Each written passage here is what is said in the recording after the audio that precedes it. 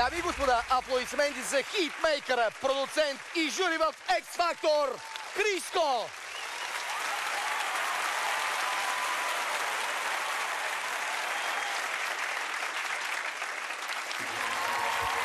Късно след обед, почва се стъмва. Мръсна жега цял ден. Опрям се за до вечера, дай му. Але, але, алелуя, бейби. Але, але, алелуя, бейби. Але, але, алелуя, бейби. Але, але, алелуя. Цяла нощ ми показа колко си лоша. През деня си добра и послушна. Шапка ти сваля, шапка ти сваля, шапка ти сваля. Алелуя, бейби. Лъжа ме в очите и пак и се обажда. Давно ми танцува и вече се предавам. Шапка ти свалям, шапка ти свалям, шапка ти свалям. Алелуя, бейби. Познахме се вчера с тази хубавела. Номера не мина да остане под антел. Удари ма циклон, удари ма хормона. С 300 зора и взех само телефон. Бавно отговаря, звъня и ми затваря. С други ли се пише, много ли да се правя. Много хубава, много палава. Нямате цена, дупай бе глава. Как така ме врътна, първи клас ме върна. Дадох най-доброто от себе си и годна. Феноменална, чисти подрезна. Заедно с мене други мацки заглед. Цяла нощ ми показа колко си лоша. През деня си добра и послушна. Шапка ти сваля, шапка ти сваля, шапка ти сваля. Алелуя, бейби. Лъжа ме в очите и пак и се обажда. Бавно ми танцува и вече се предава. Шапка ти сваля, шапка ти сваля, шапка ти сваля. Нямам никой забележка. Але, але, алелуя, бейби. Отлично! Але, алелуя, бейби. Але, але, алелуя, бейби. Але, але. Днеска така добре не се знае. То се точно пише летна работа. Прави ми закуска, мърка като котка. Френска целувка, следобеда е кротка. Никога не мрънка, че телефона чоп. Взима ми акъла с най-скандалната рокля. Заедно на масата, наравно с момчетата. Става рано, ходи на фитнес пътеката. Преди да се събудя, направила кафетата. Следобеда ми режи, запират газетата. Без гриме пушка, мрази да ме гушка. Плеймейт, трето поколение внучка. Знаеш какво ти мисля и какво ще ти предложа. Сам до камале. Само не ми говорете за оръжие. Цяла нощ ми показа колко си лоша. През деня си добра и послушна. Шапка ти сваля, шапка ти сваля, шапка ти сваля. Алелуя, бейби. Лъжа ме в очите и пак и се обажда. Бавно ми танцува и вече се предавам. Шапка ти сваля, шапка ти сваля, шапка ти сваля. Ей, това е.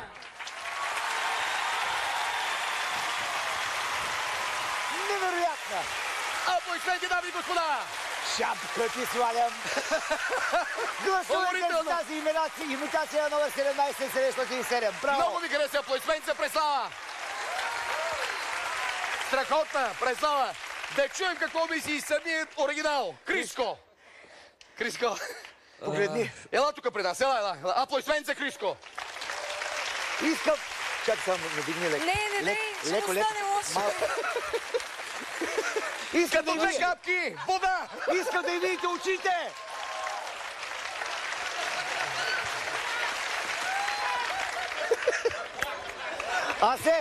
Асе, да не объркаш до вечера. Не има жена! Вземи оригинала. Така, какво мислиш за изпълнението на Преслава? Значи много се забавлявахме, много ни хареса.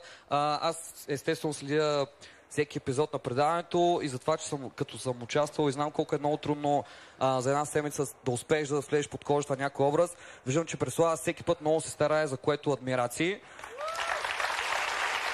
Последно така. През цялото време коментирахме, че това е едно леко недоносен Криско. Шестак! Добре, много ми харесате като дует обаче. Сега, моля ли така да импровизирате част от парчето да го направите двамата? Колеги, имам ли готово за музика? моля, Законният ми син, близнак. С ляв или десен? С сина ти близнак. Ти се роди. Имаме ли, колеги, готовност? Да, имам. О, режисьора се обади. Имаме режисьор! Терца отгоре. Добре, айде. Айде, ще направи терца, айде. Ще почнете ли? Запознахме се вчера с тази хубавела. Номера не мина да остане под антела. Удари ма циклона, удари ма хормона. С 300 зяра и зек само телефона. Въня и ми затваря. Велики аплодисменти за Криско! Заиграх се. Благодаря ви, страхотки! Страхотки! Благодаря ти. Да чуем как се справи Преслава и многоуважаемото жури. Фънки, да ни кажа пънки. Аз да не кажа друго. Ами, аз съм се борил с този образ. Да. Вече и На кое знам, европейско? Не, тук. като две капки вода. Той е типик, да. Той е пак. Ако си спомняте... Ти беше повече нали, от като 2 капки вода. помните ли? Да. Знам за какво става въпрос. Ами, разбирам колко ви е трудно, госпожица Преслава. Почна. Това, което искам да ви кажа обаче е, че Криско не пее на един тон през цялото време. Това се кара и на ония беловласие. Трябва да долавяте какво прави той. Чули, Това Етиен? много Етиен? важно за кантото, което аз чувам. Нали? И другото, което е да бяхте малко по-ячка. Ама това ви е простено. Иначе сте го докарали много така добре. Благодаря. Чакай, Ети иска да отговори нещо. Етиен, колко тон е в тази песен, защо ти не си чул другите? Чули сме абсолютно всеки един тон. Да. Има един тон, на който Криско каканиже, един си бемол. Каканиже? На който, да. Той си Криско! каканиже текста. Криско, ти знаеш ли, че каканижеш? Или сега го чуваш? Така е.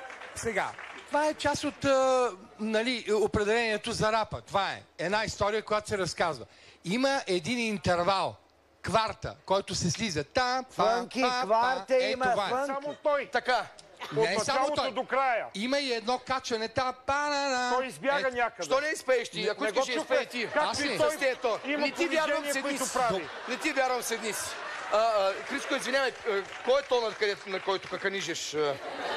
Че аз само този тон не мога да чуя. Да. Криско, не знаеш. Добре, няма те мъча. Добре, Хилда. Мисля, че имитацията като имитация и като грим е феноменално, наистина.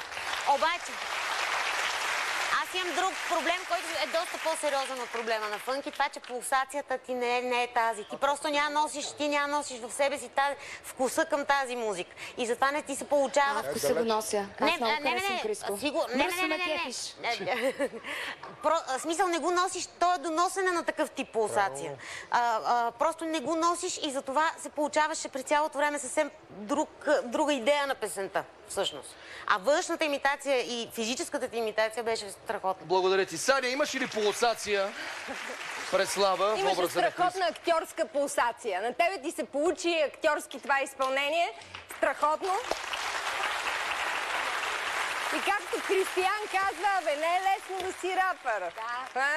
Не е лесно за... Кой Благодарим Кристиян? на жури. Аз така ме казвам. Криско, Вие си имате други имена. За Криско или за Преслава гласувайте на 17 707. Аплодисменти за Преслава. Аплодисменти, страхотна! Много ми хареса.